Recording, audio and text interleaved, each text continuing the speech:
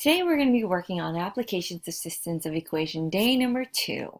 Our content objective is students will be able to solve word problems that lead to multi-step equations or a system of 2 equations. Language objective is students will be able to translate word problems to multi-step equations or a system of 2 equations. And why am I learning this? Well, it's important for real-world problems, and you're going to see many over the next group of lessons. So for the first one, it says here, write the system for the following situation. You do not need to solve. So Mary sold 49 tickets for the school play. Student tickets cost $3 and adult tickets cost $8. Mary's sales totaled $287. How many adult tickets and how many student tickets did Mary sell? Well, first of all, we're trying to figure out how many student tickets and how many adult tickets were sold. So that's probably going to be the variable that we're going to do. So I'm going to go ahead and let S represent the number of students, student tickets, and A to represent the number of adult tickets. Again, if you want to, you can totally use X and Y. It's up to you. I find it easier to connect the answer when I use variables that kind of correlate to what I'm being asked to answer. So for my first equation, because there is a total of 49 tickets, I'm thinking that S, the number of student tickets, plus A, the number of adult tickets, should definitely total up to the 49 tickets that was given as information. Now for my second equation, we're going to look at the cost of it all. Well, first of all, I know that it costs $3 for student tickets. So depending on how many students come, which is S, I'm going to go ahead and multiply that by 3. So that's going to give me 3S. As for adult tickets, since it costs $8, I'm going to go ahead and take into account that the amount of adults is A. So for each adult that comes, we're going to charge them $8. So that's going to be 8 times A, which is plus 8A.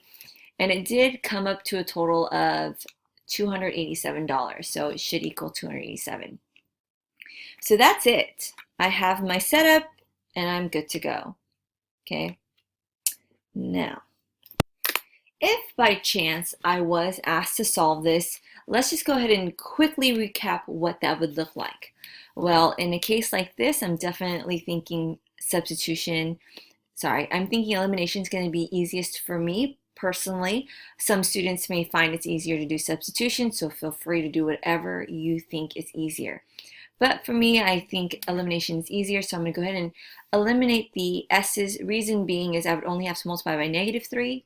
If I wanted to eliminate the A's, I'd have to multiply by a -8. So I'm going to choose always multiply by the smaller number. That's going to change my equation to a -3S minus 3A minus 147. Now first, the second equation is going to stay exactly the same. So at this point, my S's successfully eliminate, and I'm left with 5A equals 140.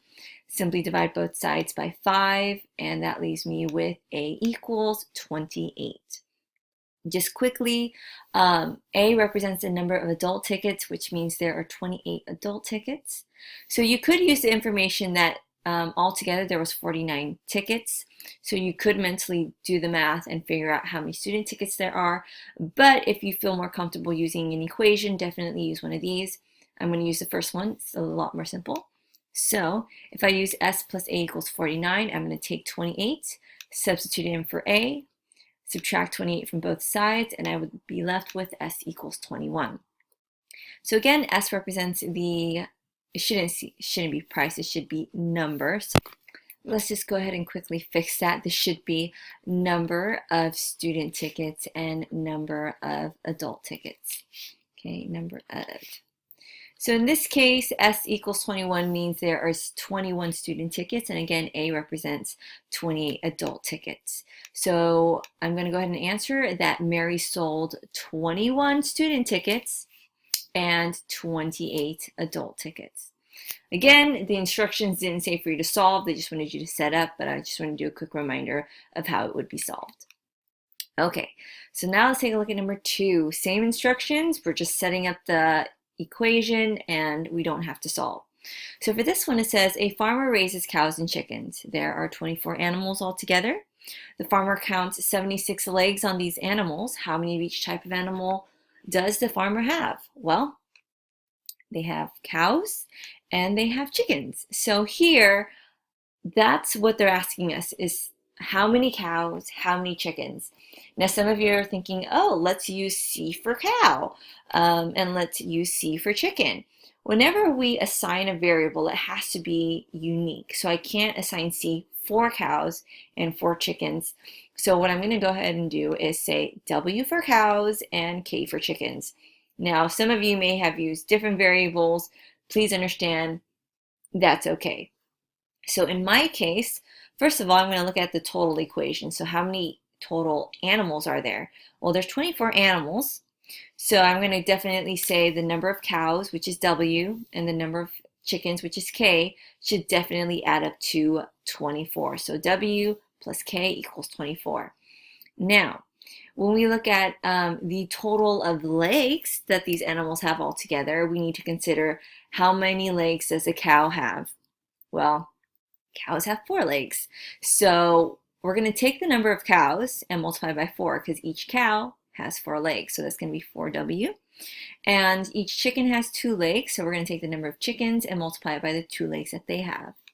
So for that, we're going to have 4W plus 2K, of course, equals the 76 legs altogether. So this would be our equation. Okay? And that's all it's asking us to do. But just in case, if you need the extra practice, I'm going to quickly go over how we would solve this. Again, the instructions don't ask us to do this, but I want to show you. Okay, so here, again, I personally like to use elimination, so I'm going to go ahead and do that. I have a choice between distributing the first by a -4 or by a -2. Definitely going to go with the -2 because it keeps the numbers smaller. So that's going to leave me with -2W minus 2K equals -48. Please remember to always distribute to every single term. Second equation stays exactly the same. So in this case, the K's cancel each other out, leaving me with 2W equals 28.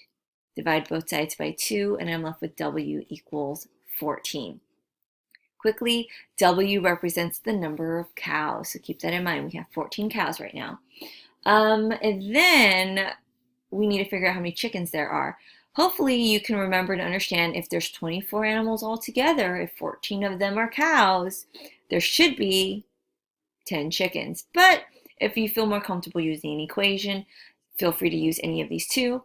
The first one's definitely going to be easier. So taking that original equation, W plus K equals 24. Simply plug in 14 in for W and solve by subtracting 14 from both sides, leaving you with K equals 10. So you get the same answer. So again, you need to understand W represents the number of cows. So there's 14 cows. And K represents the number of chickens. So there are 10 chickens. Okay. So now we're actually going to move into some problems that's going to incorporate some decimals. So let's see how we do the problem like this. It says here, Joe bought 15 items for $135. So that's probably important. A total of 15 items, which ended up costing $135. If the 15 items consisted of notebooks that cost $4.50 each, so those are notebooks, and calculators that cost $12 each, how many of each did he buy? Well, first, let's go ahead and put into consideration what they're asking us to answer. They're saying how many of each did he buy? So how many calculators and how many notebooks? Well, since we're trying to figure out the number of notebooks, I'm going to go ahead and say N for number of notebooks. And then since they're asking us for calculators, I'm going to go ahead and let C represent the number of calculators. So again, feel free to use any variable you want. I like to use variables that correlate to the actual thing that we're asked to answer. Okay, so at this point, my first equation, okay, is going to be the total amount of items. There's a total of 15 items. How did I make up those 15 items? Well, there was notebooks, so I'm going to take the number of notebooks plus the number of calculators, and that should definitely add up to the 15 items altogether. Now for the second equation, I need to figure out, well, how was $135 spent? Well, we bought notebooks and each notebook cost $4.50. So I'm going to go ahead and take $4.50 times N. Now notice here I deliberately left out the zero because it's not necessary. Okay, so I'm going ahead and taking it out on purpose. Now, not only did we buy notebooks, we bought calculators and each of them cost $12. So you have to take the amount of calculators that were purchased and multiply it by the price, which is 12. So I'm just going to put 12C. So notice I don't put the 2 extra zeros. It's not important at all. So here are the two equations that I have. I have N plus C equals 15 and 4.5 N plus 12C equals 135. So at this point, what I'm going to go ahead and do is erase everything. So we're just looking at the two equations that we have. So here we have our options. We can definitely use substitution. We can use elimination. In a case like this, it really doesn't matter which one you choose. But since I've been practicing elimination a lot, let's go ahead and do substitution. So here I'm going to have choices. If I solve for N, I'm going to be distributing a 4.5. And if I solve for C, I'm going to be distributing a 12. Therefore, I'm definitely going to distribute the 12. I know it's a bigger number, but I would rather work with a whole number than distribute a fraction. Sorry, distribute a decimal. So in that case, let's go ahead and solve for C. So in order to solve for C, we're going to have to subtract N from both sides, which is going to leave us with C equals negative N plus 15. So I'm going to go ahead and write this second equation back into our work. Now I do want to address something. Some students will adjust the first equation to isolate for a variable. And then what some students end up doing is taking this value and plugging it back in for C. That's not going to be helpful whatsoever. Essentially, you're manipulating one equation just to plug it into the same exact equation. Please do not do that.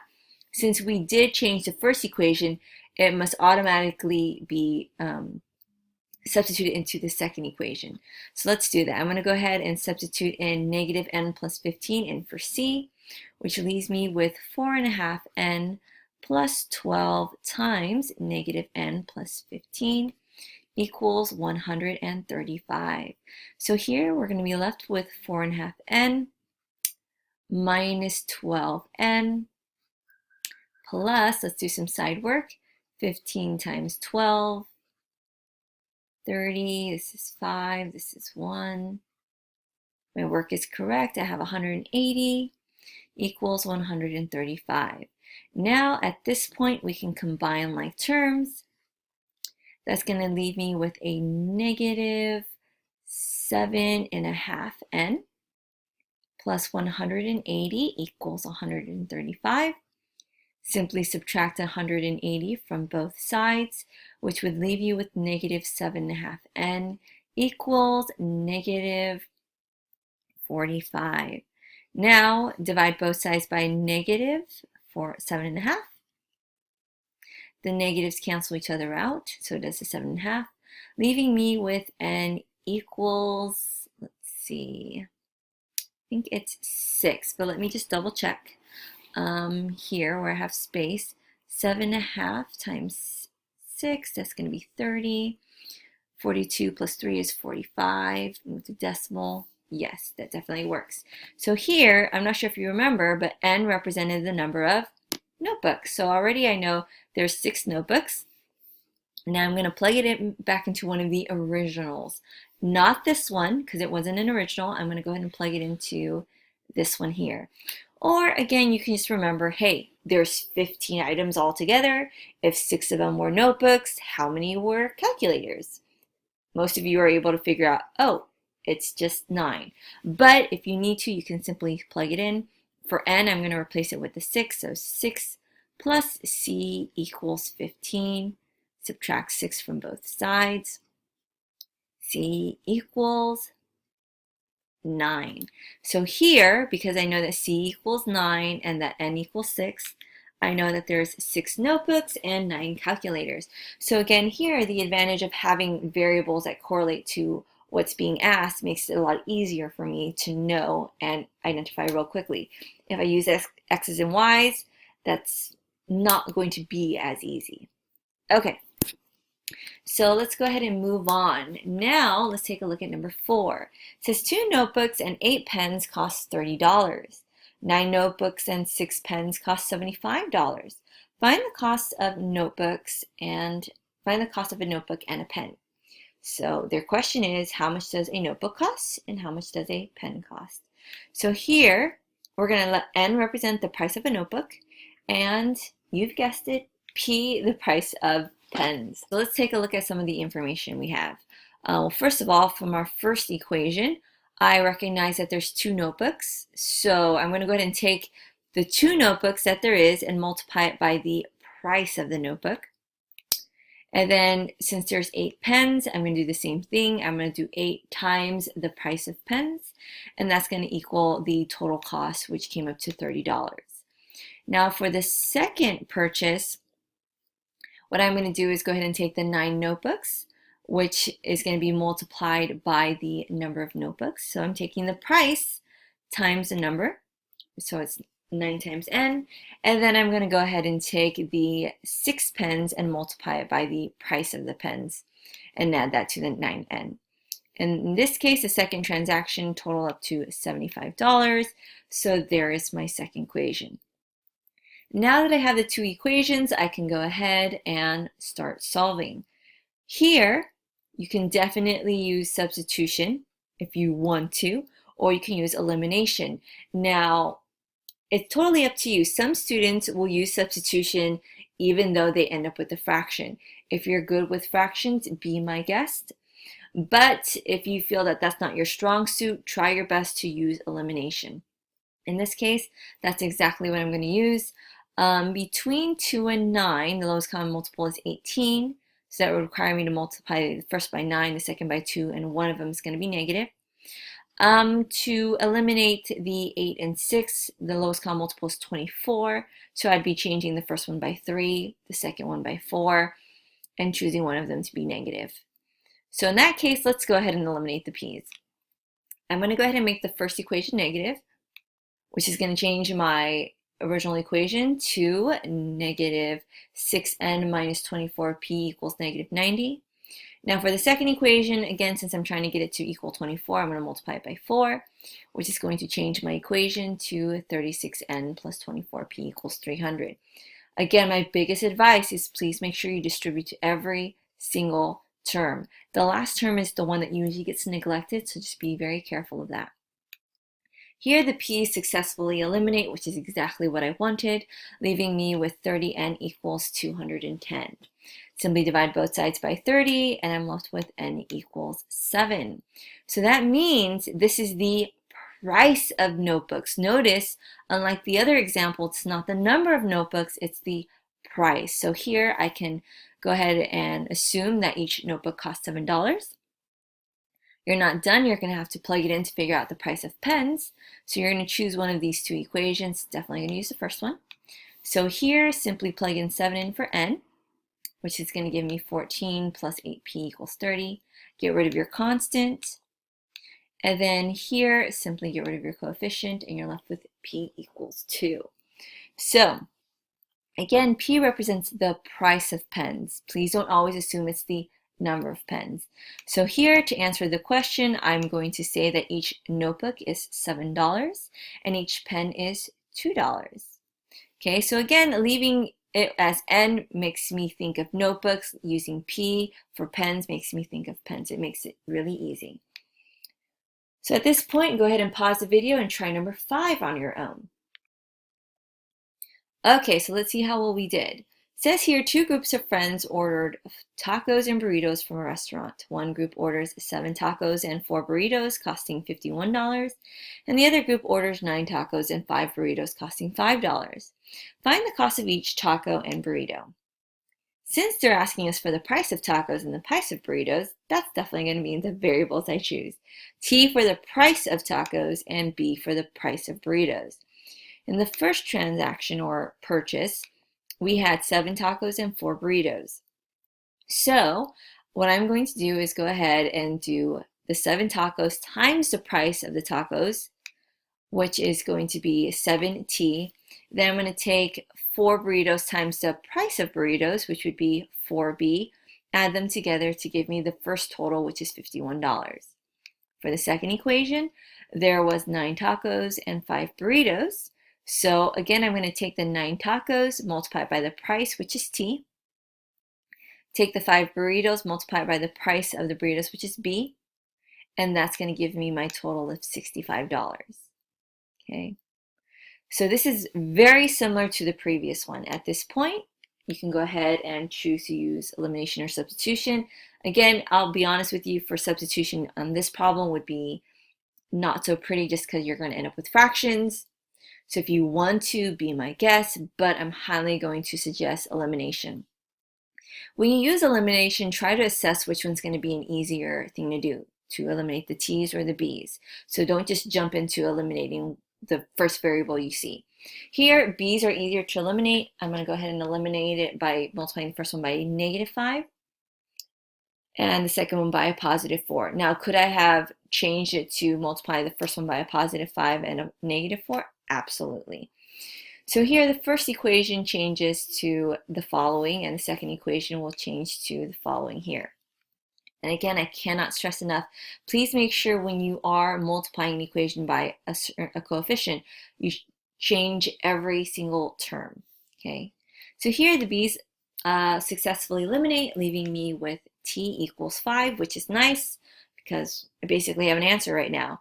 So here, T represents the price of tacos, so I know that each taco costs $5. But we still need to figure out the price of burrito, so you're going to use one of the two. I'm going to use the first one. I'm going to go ahead and plug in 5 in for T. Simplify this. It's going to be 35 plus 4B equals 51. Get rid of your constant. And then last but not least, get rid of your coefficients. So B is 4.